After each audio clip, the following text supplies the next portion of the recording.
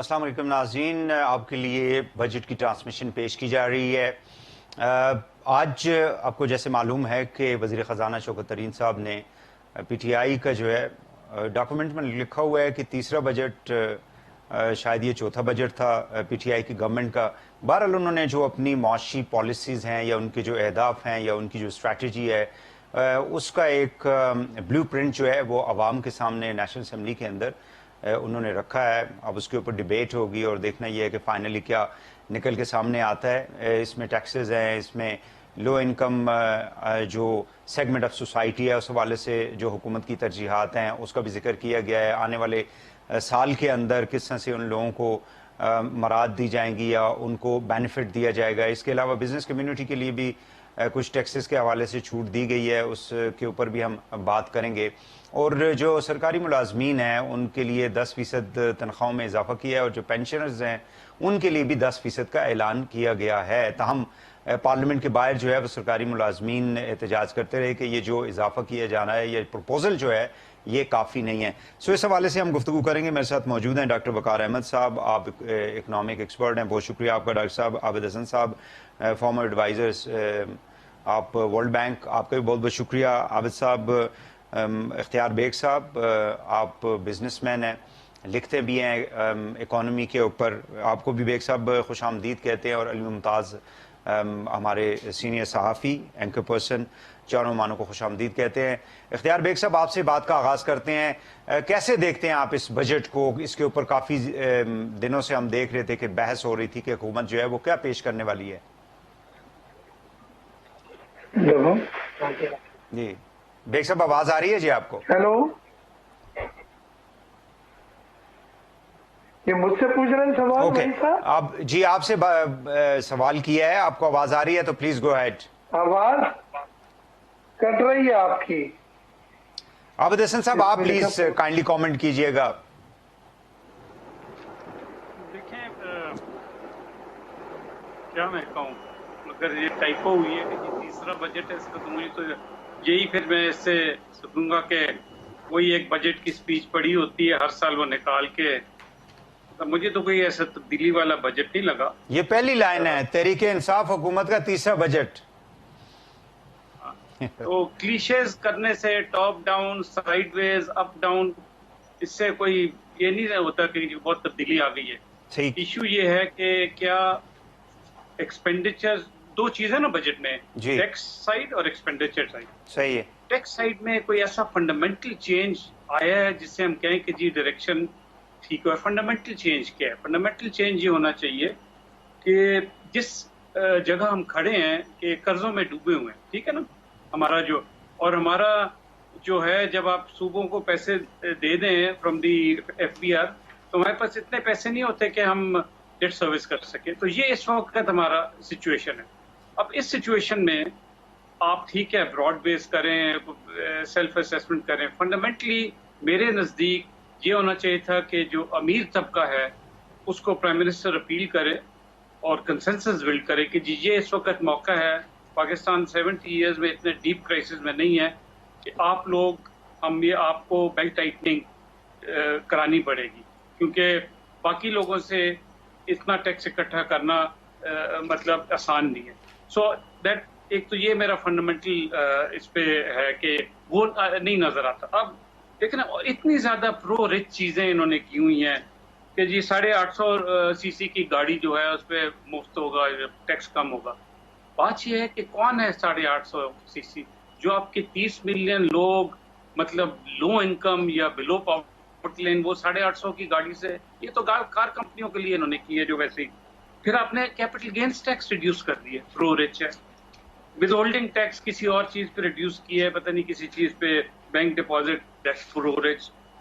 फिर आपने ये किया है कि जी इंटरेस्ट फ्री लोन्स और ट्रैक्टर्स, छोटे किसान ट्रैक्टर लेते हैं नहीं, ये तो फिर बड़े बड़े लोग हैं जो ट्रैक्टर खरीदते हैं, ये छोटे किसान या मिडिल इनकम तो नहीं करते। जो सारा यानी आपके मुताबिक शराफिया को ही फायदा दिया जा रहा है?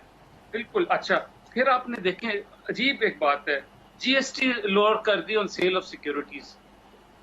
आपका इस वक्त PSX जो है, PSX में कौन लोग हैं जो बेनिफिट करते हैं? 30,000 हैं, 50,000, सुपर रिच पाकिस्तान के वॉरेन बफेट्स हैं, اور پاکستان کے جیف بیزوس ہیں. 7 ٹریلین کے ایسٹس ہیں پی ایس ایکس ان 30-40 ہزار لوگوں کے. آپ نے ان پہ کوئی ٹیکس نہیں کیا، اوپر سے ٹیکس کم کر دی، مارجن پہ آپ نے کچھ اور ٹیکس کم کر دیے.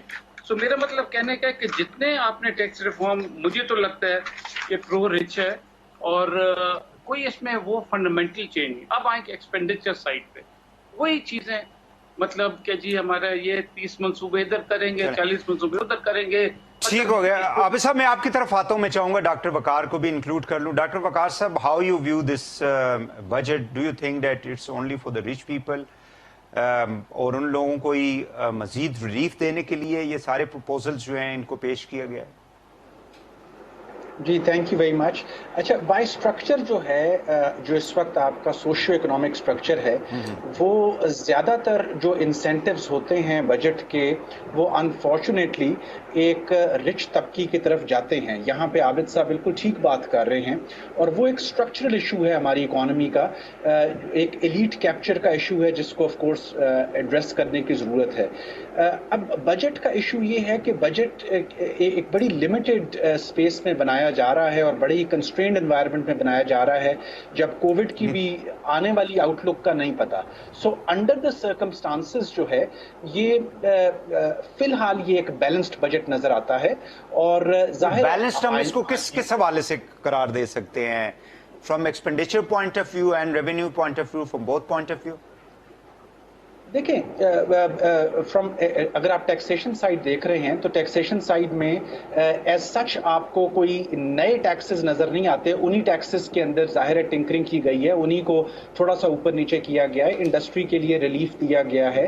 بہت سارے ایسے سیکٹرز ہیں جو کہ ایس ایم ایز کا جن پہ دار و مدار ہے، ان کے اوپر آپ دیکھ رہے ہیں کہ انڈائریکٹ ٹیکسز کو ریڈیوس کیا گیا ہے. ایکسپینڈیچر سائڈ پہ آپ دیکھ رہے ہیں کہ پبلک انویسٹمنٹ کو ایکسپینڈ کیا گیا ہے. بہت سارے ایسے ایکسپینسز جو پورسٹ آف دا پور پہ لگنے ہیں، including Ehsaas program, social protection schemes, self employment schemes, ان کے لیے ایلوکیشنز کو انکریز کیا گیا ہے. اب آیا وہ ایلوکیشنز واقعی ڈسبرس ہوں گی یا نہیں ہوں گی، اتنی فسکل سپیس ہوگی، وہ ایک علیحدہ سوال ہے.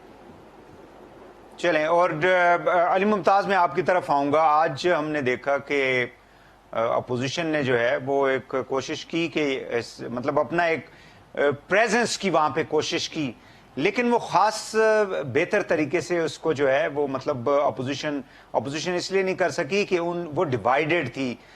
پی ایم ایل این اور پیپلز پارٹی آپ کو معلوم ہے کہ they are divided because of the P D M. So do you think کہ گورنمنٹ کے لیے کوئی مسئلہ کھڑا کریں گے؟ کیونکہ بعد میں جوائنٹ پریس کانفرنس بھی کی بلاول نے اور شہباز صاحب نے، آئی واز دیئر، اور انہوں نے کہا جی کہ بلاول نے کہا کہ ہم نے اپنے ایم این ایز جو ہیں وہ ان کو دے دیے ہیں تاکہ اس بجٹ کو روکا جا سکے. Do you think that opposition will do some thing تاکہ اس کے اندر یا تو کوئی چینجز لا سکے حکومت، یا یہ پھر ایک سیریمونیل قسم کا ان کی ساری سٹیٹمنٹس ہیں؟ جی بالکل، یہ سیریمونیل تھا. اس کی وجہ یہ ہے کہ جب آپ قومی اسمبلی میں بجٹ تقریر چل رہی تھی تو صرف پی ایم ایل این کی طرف سے ہمیں احتجاج دکھائی دے رہا تھا، پاکستان پیپلز پارٹی تو کہیں پہ دکھائی نہیں دے رہی تھی. اور یہ احتجاج کرنا یہ ہر بجٹ میں ہوتا ہے، مطلب as far as we can remember کوئی شاید یہ ایسا بجٹ ہو کہ جس میں اس طرح سے شور نہ کیا گیا ہو.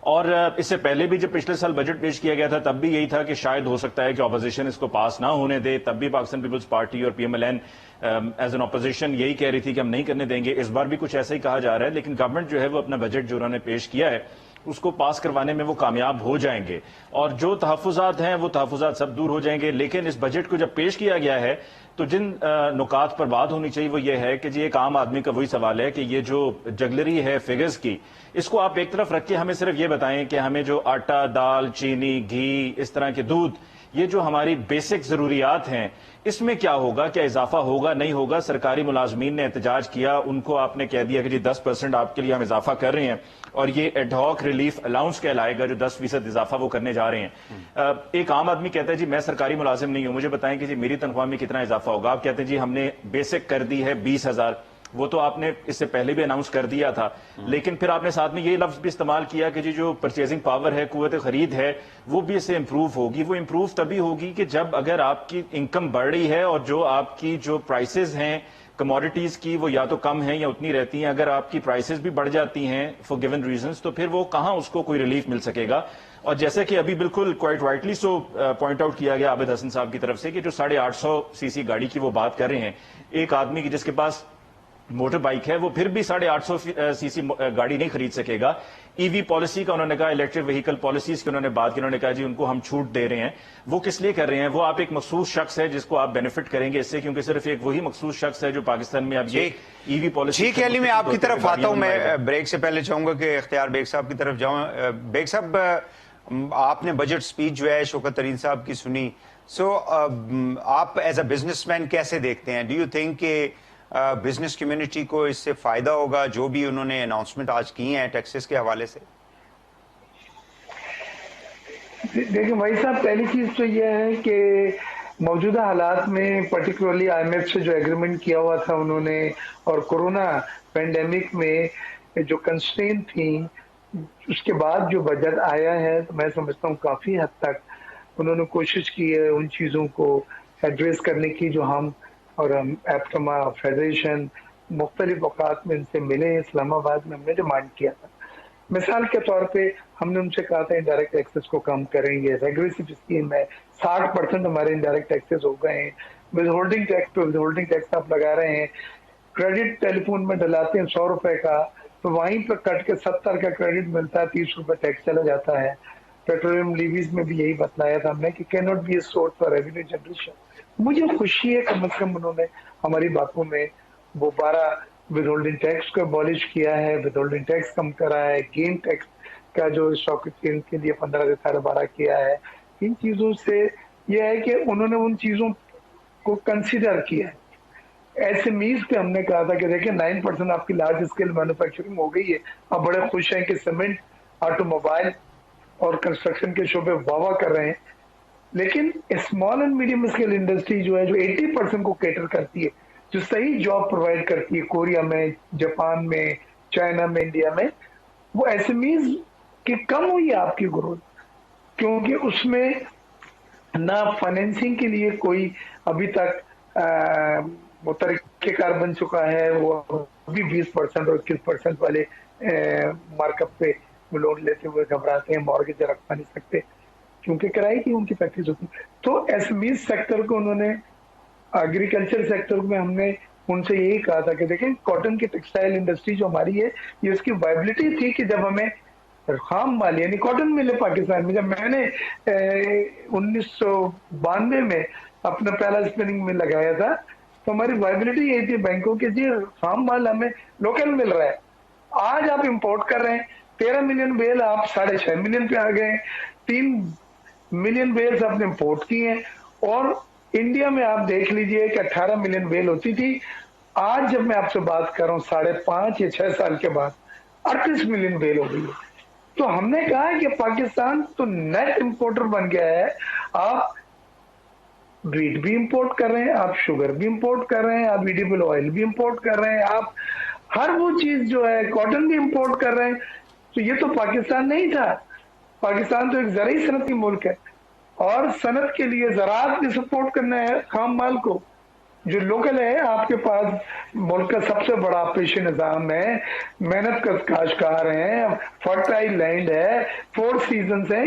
क्या बात है, आप पाकिस्तान को क्या हो गया? गलत पॉलिसी है, आपके नए बीज डेवलप नहीं हुए हैं, आपने कॉटन के एरिया को शुगर केन के एरिया में कन्वर्ट करा दिया है सियासी दबाव की बुनियाद पे। So you believe that agriculture sector को, जी एग्रीकल्चर सेक्टर को फोकस करा है, उसकी रिफॉर्म्स की बात करी है, तरजीहात की बात की है, और वो कहते हैं Pakistan should be net exporter of grains and food stuff items, ना कि ये हम इंपोर्ट करें, ताकि हमारी फूड सिक्योरिटी का जो कॉन्सेप्ट है उसको हासिल किया जा सके। जी बिल्कुल। एक शॉर्ट ब्रेक नाज़रीन यहाँ पे ले लेते हैं, और ब्रेक के बाद बजट के ऊपर बहस जो है वो जारी रहेगी। ब्रेक के बाद हमारे साथ रहिएगा।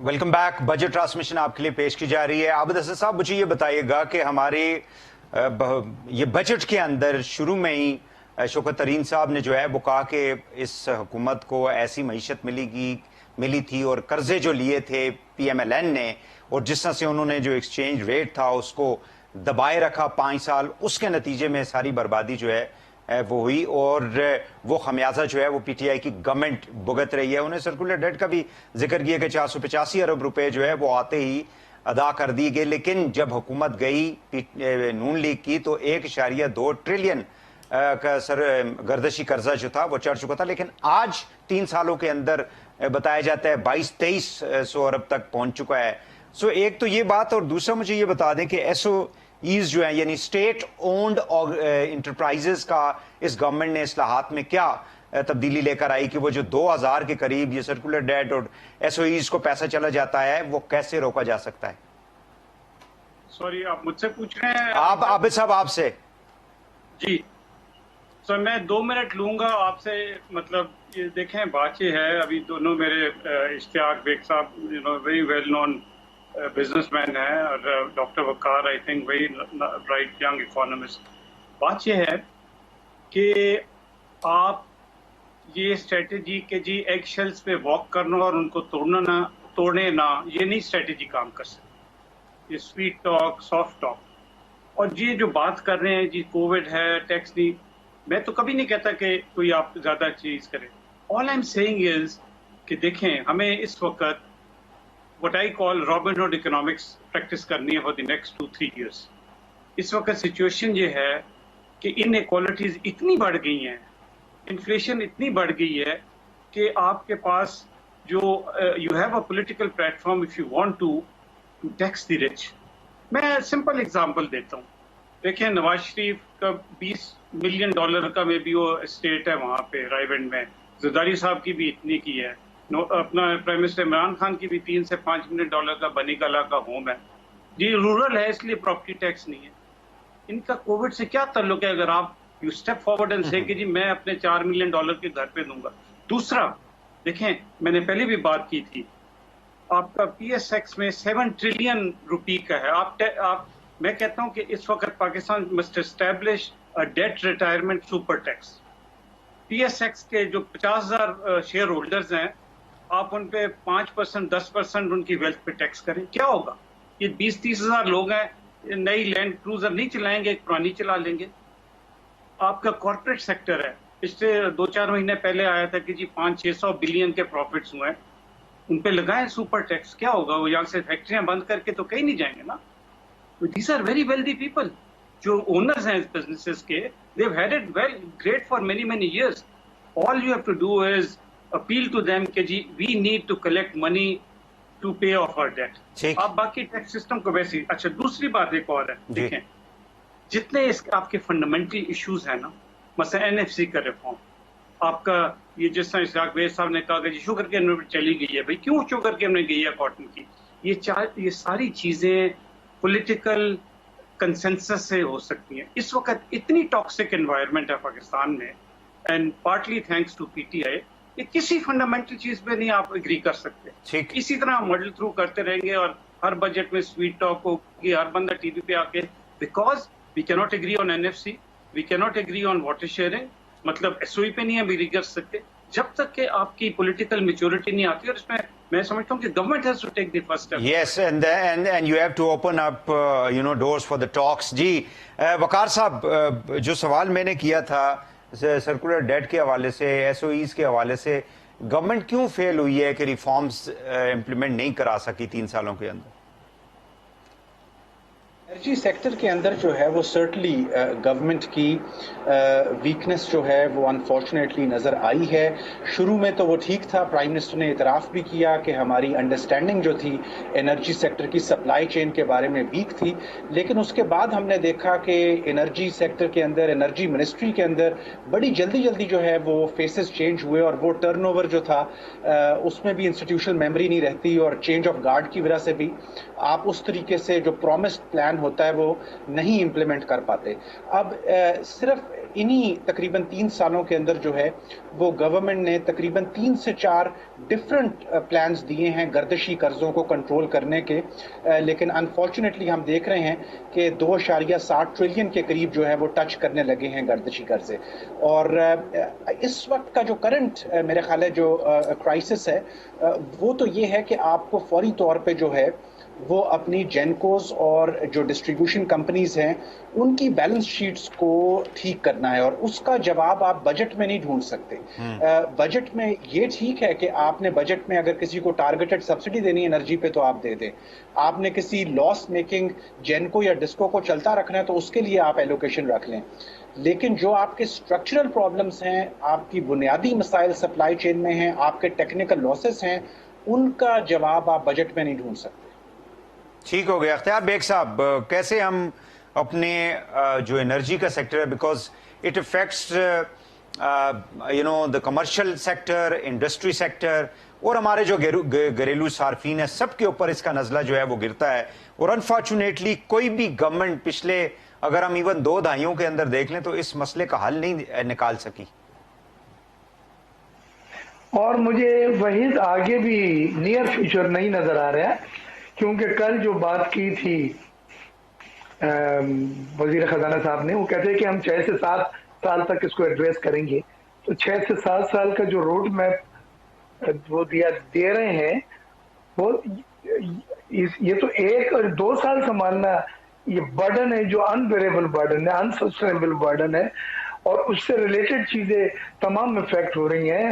آپ کی نیپرا کو آف اینڈ آن قیمتیں بڑھانی پڑتی ہیں، صارفین انڈسٹری تمام برباد ہو گئے ہیں. ابھی جو آئی ایم ایف کی ریکوائرمنٹ تھی وہ یہ تھی کہ 1,000 ارب روپے 6 سٹیجز میں 2 سالوں میں آپ نے کنزیومر سے لینے تھے، اور 10% سرکولر ڈیٹ سرچارج بھی انہوں نے تجویز کیا تھا. وہ تو شکر ہے کہ پرائم منسٹر صاحب نے ابھی منع کرا ہے، بٹ وہ دیکھتے ہیں کہ نیلم جیلم سرچارج اس ایریے کے اندر تو نیلم جیلم اور پتن جی ایس ٹی، اور پھر اس کے علاوہ وہ پرائس ایڈجسٹمنٹ جو ہوتی ہے، کوئی 8-10 6-7 قسم کے تو ٹیکسز اس کے اندر شامل ہیں، other than the price of the electricity یا ایون گیس. جی دیکھیں، ایک تو ہمارا ویٹڈ ایوریج جو ہے وہ سب سے مہنگا ہے. ہماری جو کمپوزیشن ہے، جو باسکٹ ہے جو پاور جنریشن کی، اس میں اب بھی ہم 50% جو ہے فرنس آئل اور گیس جو ہے جو ایک مہنگا فیول ہے اس سے حاصل کر رہے ہیں. اس کے بعد اب زیادہ تر RLNG پہ ہم آ گئے ہیں. ہائیڈرو ہمارے پاس اتنا نہیں ہے، نیوکلیئر ہمارے پاس نہیں ہے، الٹرنیٹو کی طرف بھی نہیں گئے، ونڈ یا سولر جو ہے. جی الٹرنیٹو بھی نہیں گئے ہم، سولر ونڈ پاور. یہ سب چیزیں ہیں جو آپ کی ویٹڈ ایوریج کو نیچے لاتی ہیں. تو ایک تو مہنگی بجلی پیدا کر رہے ہیں، پھر اس بجلی کو جو آپ پیدا کر رہے ہیں اس میں ٹرانسمیشن ڈسٹریبیوشن لاسز اب بھی 30% ہے، جبکہ دنیا میں 8% سے زیادہ گالی ہے یہ. اس کے بعد پھر آپ کی ریکوری بھی نہیں ہو رہی ہے بلوں کی. جو آپ 100 بل کرتے ہیں تو آپ کو 95 یا اس سے کم ریسیو ہوتا ہے. یہ سب چیزیں آپ کی ڈسکوز کی کیپیسٹی کو افیکٹ کرتی ہیں کہ جو آگے پے کرنا ہے انہوں نے، اور وہ جب پے نہیں ہوتا، پھر کچھ جگہوں پہ سبسڈی دی ہوئی ہے، وہ سبسڈی جب حکومت نہیں دیتی وہ بھی آپ کی سرکولر ڈیٹ کی ایک وجہ بنتی ہے. تو یہ سب چیزیں ہیں، اور ہر بار اس کے لیے بات ہو رہی ہے. تابش گور نے بھی کی تھی اور ایوب صاحب نے بھی کی تھی کہ اس کو ہم ایڈریس کر لیں گے، ہمیں ریزن پتہ چل گئے، بٹ دکھائی نہیں دیتا. بٹ انفارچونیٹلی سوچ رہا ہوں کہ یہ 6 اور 7 سال کی کیا بات ہو رہی ہے. یو کی ناٹ سسٹین، انڈسٹری کولیپس ہوگی. اگر خدا نہ خواستہ پاکستان کسی سٹیج پہ ڈیفالٹ کے قریب پہنچا تو سرکولر ڈیٹ کی وجہ سے ہوگا. یہ میری بات آج ٹھیک ہو گیا بیگ صاحب. ایک اور شارٹ بریک لیتے ہیں. علی، آپ بریک کے بعد آپ کی طرف آتے ہیں. ناظرین ایک بریک لیتے ہیں، بریک کے بعد پروگرام کو آگے بڑھاتے ہیں. ہمارے ساتھ رہیے گا.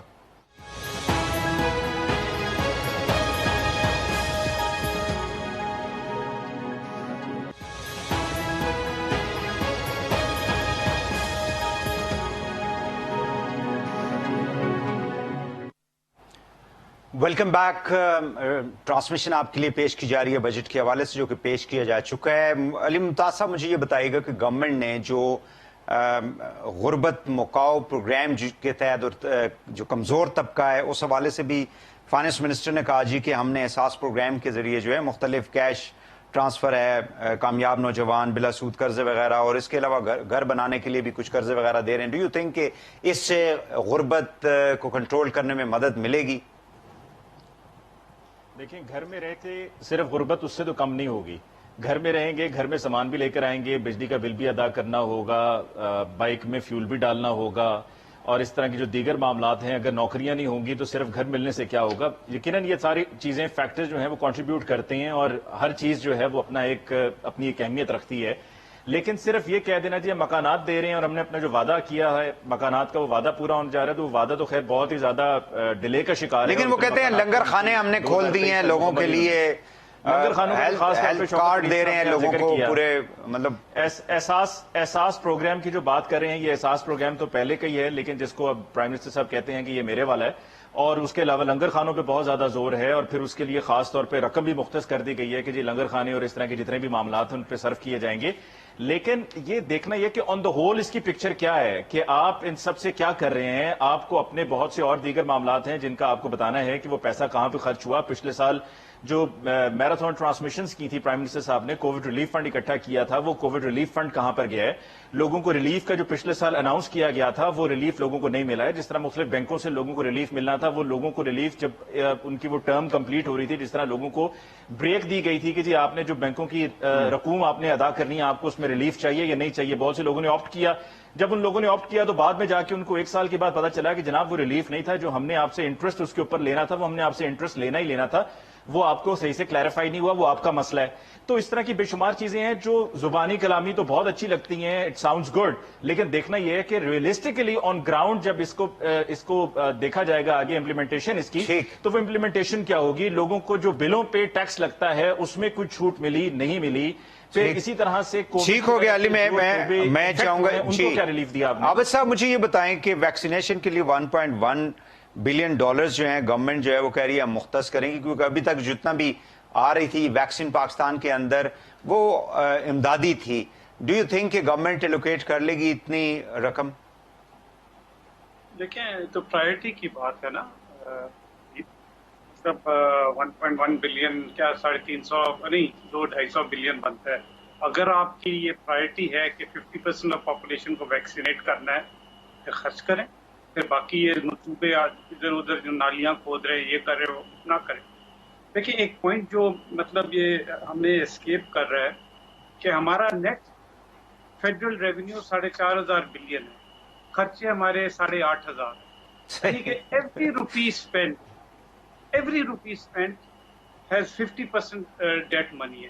آپ مفت چیزیں دے دیں, یہ مطلب بڑا اچھا ہے, یہ 250 ارب گیا ہے احساس کے لیے, بٹ دیکھیں سسٹینیبل نہیں ہے یہ چیزیں. احساس کو یہ ہمارے ٹیکسز سے تو نہیں آ رہا نا, ڈیٹ سے سارا فائنینس ہو رہا ہے, سارے ایکسپینڈیچر 50-60% ڈیٹ سے فائنینس ہو رہے ہیں. کہاں سے مطلب یہ پیسے آئیں گے؟